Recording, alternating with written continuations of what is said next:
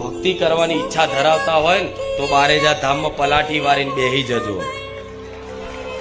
આ તમામ ભક્તોને કહીશ, કામ કરાવવા આવતા હોય કે ખાલી પ્રવચન સાંભળવા આવતા હોય કે કોકની જોડે આવતા હોય કે બીજા ગમે તે ઉદ્દેશથી આવતા હોય, પણ બારેજા ધામમાં જો ખરેખરમાં ખુખાર મેલડીની, રામવાડી મેલડીની અપાર કૃપા જોતી હોય, સુખ અનુભવ કરવો હોય, તો માતા એવું કહીશ કે ભક્તિ કરવાની ઈચ્છા હોય ને તો ટકી રહેજો.